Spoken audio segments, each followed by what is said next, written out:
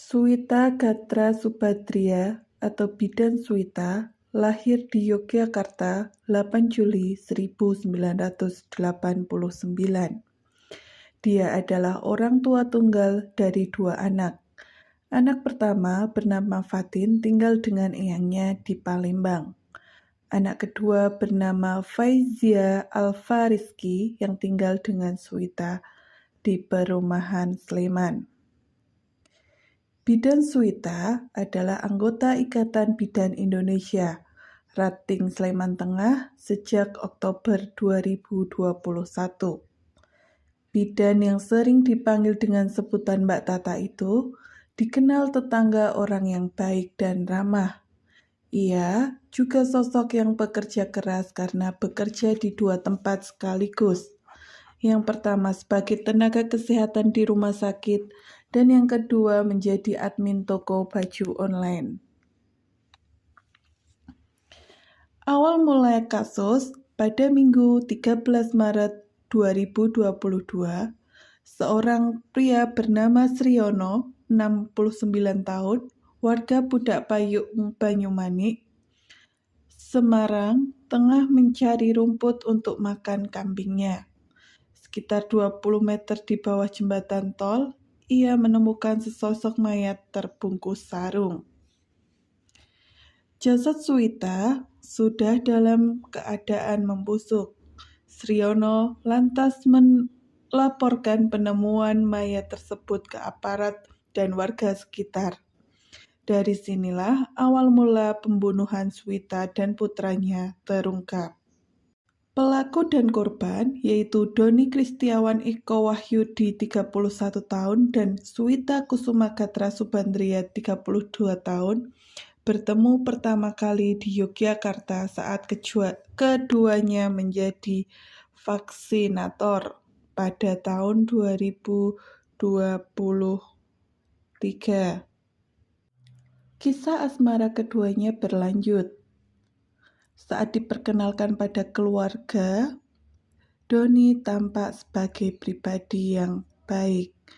Menurut Eni, ibu dari korban, sejak berpacaran, Doni kerap mengunjungi rumah putrinya di Sleman. Ia berusaha untuk terus mendekati keluarga Suwita. Pelaku begitu perhatian, terutama pada anak kedua Suwita yang berkebutuhan khusus. Saat hubungan keduanya semakin dekat, Doni mengajukan diri untuk mengasuh Feza. Keluarga Suwita tidak curiga sama sekali, karena Doni memang sangat baik dan perhatian. Saat kedua orang tua Suwita pulang ke Palembang, Doni yang ingin teras mengambil hati, ia sering mengirim obat-obatan. Doni juga berjanji akan merawat Feza dan memberikan terapi kepadanya. Pada Desember 2021, Doni melamar Suwita. Lamaran pun diterima dan keluarga korban tidak tahu jika pelaku sudah memiliki istri. Sejak saat itu, anak kedua Suwita dibawa untuk tinggal bersamanya di Rembang. Kepada istrinya, Doni menyebut Feza sebagai cucu Mbah Kakung di tempatnya bekerja sampingan di Yogyakarta. Di Rembang, istri dari pelaku yang bernama Dian dan berprofesi sebagai guru madrasah merasa keberatan jika harus merawat Feza. "Aku kerja, siapa yang mau jaga?" Begitu protesnya. Sejak ikut Doni, Feza bukannya dirawat. Doni kerap kali menganiaya dan menyekap Feza. Ia dikurung dan tidak diberi makan. Pada 24 Desember 2021, Feza masuk rumah sakit karena jatuh dari tempat tidur. Begitulah penuturan Doni. Namun, menurut Riris yang merupakan teman kerja Doni, muncul dugaan kalau Feza dianiaya. Salah satu warga mengatakan bahwa tidak melihat Feza lagi sejak awal Februari 2022. Namun, hampir setiap malam mendengar tangisan anak.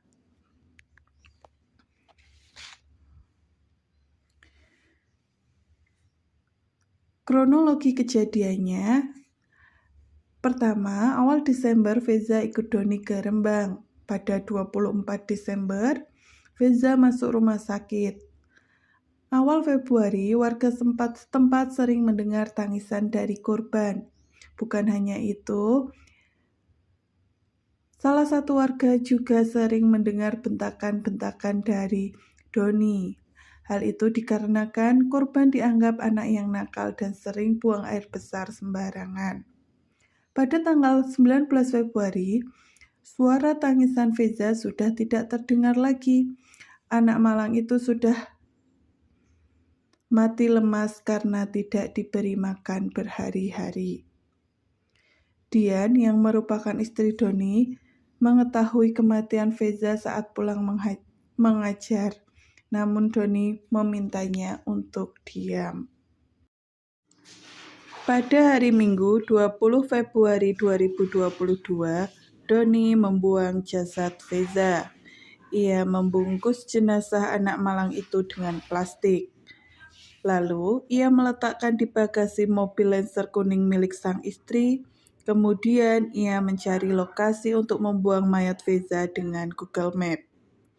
Doni menemukan tempat yang dianggap sepi, yaitu di jembatan tol Semarang-Solo KM 426. Hari pun berganti. Doni mulai resah ketika Suwita menanyakan Veza. Ia selalu mengatakan kalau anak itu baik-baik saja. Ia juga selalu menolak ketika Suwita ingin melakukan video call.